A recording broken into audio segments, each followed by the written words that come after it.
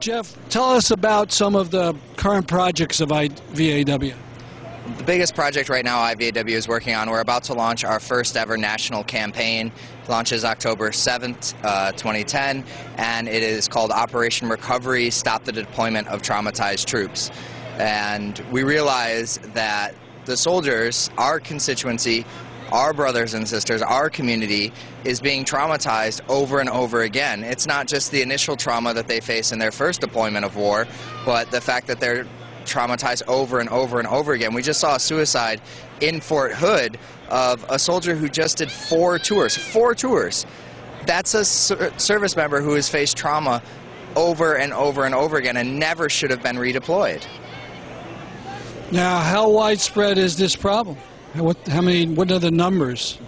Well, I'm not an expert on the numbers, but it's certainly a very widespread. Our research is turning up that upwards of at least half of the people who've deployed to Iraq and Afghanistan have diagnosed trauma. That means that it actually got written down somewhere or other, and I'm sure a lot more than that actually do. And so we really need to look at that, and if we want to avoid the suicide epidemic that is already upon us, we need to stop deploying soldiers who have diagnosed trauma and start to treat them. Let me ask you about your own background. Why did you get into the military, and where did you serve? Well, I went in the military when I was 17. I didn't feel like I was ready for college or really for the workforce, and so I went in the National Guard, and I was activated for 9/11, and I was actually at Ground Zero for 9/11.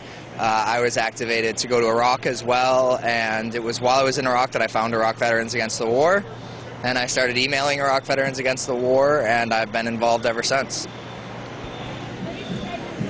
Now, you were involved in an action at Hofstra University. When was that? When did that happen? That was in the run-up to the election in 2008.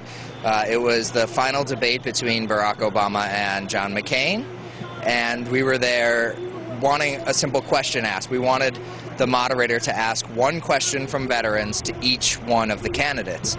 And we were denied that, and several members of Iraq Veterans Against the War attempted to enter the building and were arrested, and then the police decided to charge their horses up onto the sidewalk, onto the crowd, where they told us to be.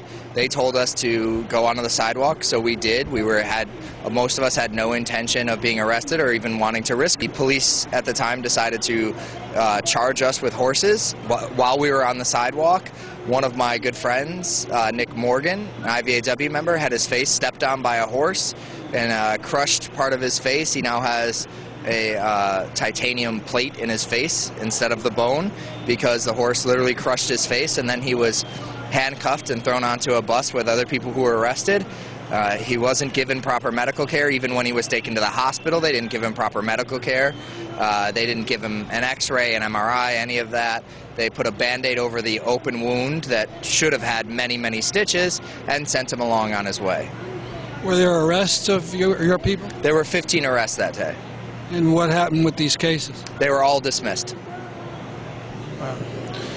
Now, I understand you're on your way to Japan. Yeah, I leave for Japan tomorrow morning. Book tour for the Winter Soldier, Iraq and Afghanistan, Eyewitness Accounts of the Occupations book that we put out through Haymarket Press. And we have a Japanese version. It's very popular in Japan. And it's stories from the Winter Soldier hearings that we held in 2008. Sounds great. Well, thank you very much for the interview. Thank you.